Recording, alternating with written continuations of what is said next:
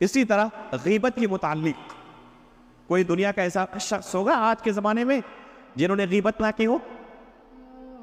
امام بخاری رحمہ اللہ اپنے بارے میں فرماتے ہیں مغتبت منذ علمت ان الغیبت حرام، جب سے میں نے جانا ہے کہ غیبت کرنا حرام ہے میں نے اس کے بعد غیبت نہیں کی کبھی۔ اللہ اکبر۔ ہم روزانہ اس بیماری کے اندر ڈوبے ہوئے رہتے ہیں اور پوری زندگی ان کی گزر جاتی ہے اور کہتے ہیں کہ پوری زندگی کے اندر میں نے جب سے جانا ہے کہ غیبت کرنا حرام ہے۔ اور کب جانا ہے؟ بچپنے کی عمر میں تو حدیثوں کے حافظ تھے، قرآن کے حافظ ہو چکے تھے، یعنی بچپنے کی عمر سے جب میں شریعت کا مکلف نہیں ہوا تھا، بلوغت کی عمر کو نہیں پہنچا تھا، اس وقت سے مجھے اس مسئلے کا علم ہے، یعنی اپنی پوری زندگی میں نے کبھی غیبت نہیں کی۔ اللہ اکبر۔ یہ ایسا جرم ہے جس سے شاید ہی کہ لاکھوں کروڑوں میں کوئی ایک انسان بھی بچ پاتا ہے،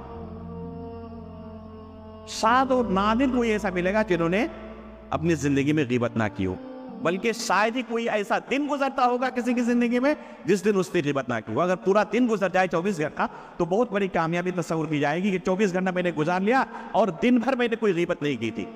یہ بہت بڑی کامیابی ہماری زندگی میں ہوگی آج، اگر ایک دن ہم نے گزار لیا تو بغیر غیبت کے۔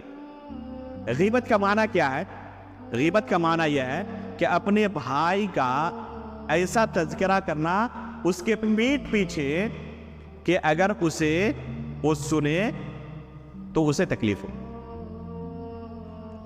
اس کو غیبت کہتے ہیں۔ صحابہ کرام نے پوچھا کہ اللہ کے رسول اگر حقیقت میں اس کے اندر وہ بیماری ہو تو اللہ کے رسول نے کہا یہی تو غیبت ہے۔ اگر وہ بیماری اس کے اندر ہو ہی نہیں سرے سے اور تم اپنی طرف سے اس کو پر الزام لگا رہے ہو تو یہ تو بہتان ہوا، یہ بہتان ہے۔ اگر اس کے اندر حقیقت میں وہ بیماری ہے اور تم اس کے پیٹھ پیچھے بیان کر رہے ہو دوسروں کے سامنے تو یہ غیبت ہے۔ لیکن اس کا تعلق کس کے ساتھ ہے؟ یہ مسئلہ اچھی طرح نوٹ کر لیں، اس کا تعلق گناہوں کے ساتھ ہے، جس میں انسان شیطان کے چکر میں پڑ کر گناہیں کرتا ہے۔ اس تعلق سے شریعت کی طرف سے جو حکم ہے کہ اپنے بھائی کی غلطیوں پر پردہ ڈالو۔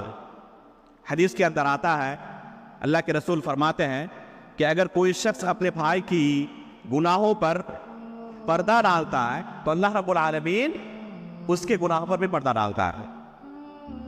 لیکن جہاں تک ان غلطیوں کا معاملہ ہے جن کا تعلق شہوت سے نہیں بلکہ شبہات سے ہے، جن کا تعلق علم کے ساتھ ہے، تو اس کا معاملہ الگ ہے۔ خود امام بخاری رحمہ اللہ کیا فرماتے ہیں اپنے بارے میں کہ میں نے زندگی پر غیبت نہیں کی، لیکن خود ان کی کتاب ہے الضعفاء الصغیر کے نام سے، ضعیف راویوں کے بارے میں انہوں نے کتاب لکھی ہے التاریخ الکبیر، جس کا میں نے تذکرہ کیا ابھی۔ اس کا اصل موضوع کیا ہے؟ اس کا اصل موضوع ہے معلول حدیثوں کو بیان کرنا اور روات حدیث کے سیرت کو بیان کرنا۔ اس میں بہت سارے روات کے سلسلے میں انہوں نے کہا ہے کہ یہ قابل اعتماد نہیں ہے، ان سے حدیث قبول نہیں کیا جا سکتا، ان کے اوپر جرح کی ہے۔ یہ غیبت نہیں ہے۔ اگر کسی شخص کے بارے میں آپ کو پتا چلے کہ وہ دینی رہنما بنے ہوئے ہیں، لوگوں کو دین سکھاتے ہیں، حالانکہ وہ سلف صالحین کے منہج پر نہیں ہے، تو ان کے اوپر کلام کرنا یہ غیبت نہیں ہے، ان کے اوپر کلام کرنا یہ غیبت نہیں ہے۔ خود امام بخاری رحمہ اللہ نے اس بارے میں کتاب تک لکھی ہے اور ان روات کے بارے میں لوگوں کو آگاہ کیا کہ ان سے حدیث رسول کو قبول نہیں کیا جائے گا، ان سے اخذ نہیں کیا جائے گا۔ یہ غیبت نہیں ہے۔ غیبت کیا ہے؟ کسی کو آپ نے دیکھا کہ وہ جھوٹ بول رہا ہے، کسی کو آپ نے دیکھا کہ کسی اجنبی عورت کے ساتھ بات کر رہا ہے، یہ گناہ کا کام ہے۔ اب آپ نے کیا کیا؟ اسے سوشل میڈیا پر عام کر دیا، اس کی تصویر بنا لی، ویڈیو بنا لی اور اسے لوگوں کے سامنے عام کر دیا۔ یہ جائز نہیں ہے۔ یہاں پر ہونا یہ چاہیے کہ آپ اس پر پردہ ڈالیں، اس لیے کہ آپ کے اندر بھی اس طرح کی بہت ساری بیماریاں موجود ہیں۔ کوئی بھی انسان گناہوں سے پاک نہیں ہے، تو اگر آپ اپنے بھائی کی گناہوں پر پردہ ڈالیں گے تو اللہ رب العالمین آپ کے گناہوں پر پردہ ڈالے گا۔ اس لیے یہ مسئلہ معلوم ہونا چاہیے کہ غیبت جو حرام ہے وہ کیا ہے۔ تو غیبت جو حرام ہے وہ ہے کہ جو گناہیں انسان سے سرزد ہوتی ہیں ان پر پردہ ڈالنا۔ اس کا معنی یہ نہیں ہے کہ کوئی منہج سے ہٹا ہوا ہو، کسی کے اندر بدعتیں موجود ہو اور وہ لوگوں کو اپنی بدعتوں کی طرف دعوت دے تو اس کے تعلق سے اپنی زبان ہم خاموش رکھیں اور اس کے تعلق سے لوگوں کو بتائے نا، یہ اس کا معنی نہیں ہے۔ تو امام بخاری رحمہ اللہ فرماتے ہیں کہ میں نے جب سے جانا کہ غیبت حرام ہے، اس کے بعد سے میں نے کبھی غیبت نہیں کی۔